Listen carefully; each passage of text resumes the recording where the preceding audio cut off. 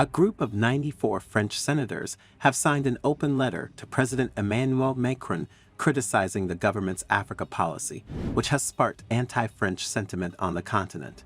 This criticism comes in the aftermath of Niger's coup crisis, which deposed President Mohamed Bazoum.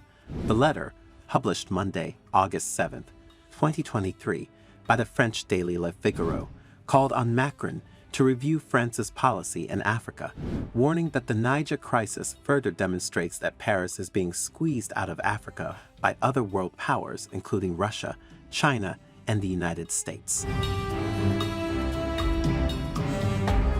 The senators underlined that the failure of Operation Barkhane was a major factor in why France and its economic, political, and military engagement are now rejected in Mali, Burkina Faso, Niger, and the Central African Republic. Operation Barkhane was France's anti-insurgency campaign in Africa's Sahel area that began in August 2014 and finished in November 2022. Today, the Francafrique of yesterday has been replaced by the military Russafrique, the economic Chinafrique, or the diplomatic Americafrique, said the letter. This movement in sub-Saharan Africa is spreading with demonstrations and anti-French acts even in countries known to be close to us, such as Côte d'Ivoire or Senegal, the Lawmakers' appeal opined.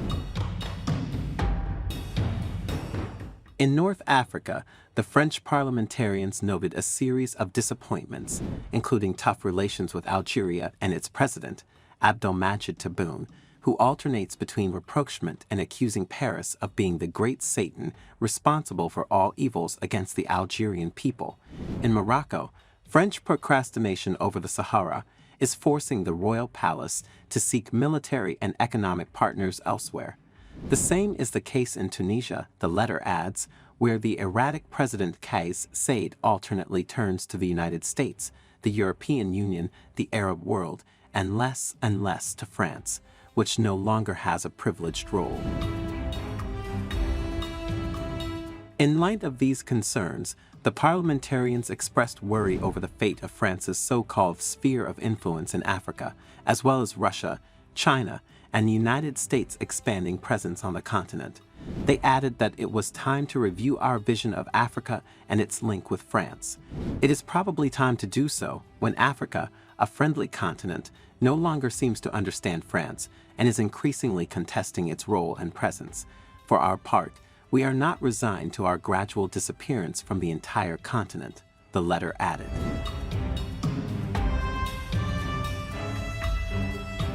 Indeed, it is no secret that there is a huge wave of anti-French sentiment sweeping across Africa is undeniable, recently best exemplified by the recent coup in Niger and the subsequent mass protests marked by vehement anti-French slogans and the targeting of the French embassy. This trend resonates not only in Niger, but also in other former French colonies such as Mali and Burkina Faso, underscoring a broader resentment that finds its roots in France's historical relationship with its African counterparts. The critical stance of 94 French senators against President Macron's Africa policy, alongside Russia, China, and the United States' burgeoning presence in the region, highlights a pivotal moment for France to reckon with its role on the continent. Decades of an exploitative and imbalanced rapport with its ex-colonies have left a lingering bitterness that fuels the embrace of alternative partnerships with Russia, China, and even America. Even Macron's thwarted bid to attend the upcoming BRICS summit further underscores the rift. While the prospect of a French charm offensive to regain Africa's favor remains, it is an arduous task given the deep-seated frustration and the compelling appeal of new alliances. France's ability to rewrite its narrative and foster genuine partnerships in Africa remains to be seen, but the path ahead is undoubtedly challenging. What are your thoughts on the French lawmaker's open letter to Macron blaming his government's poor Africa policy for driving the continent into the arms of Russia, China, and the U.S.? Let us know what you think in the comments section below, and as always, do subscribe to the New Africa channel for more interesting future videos.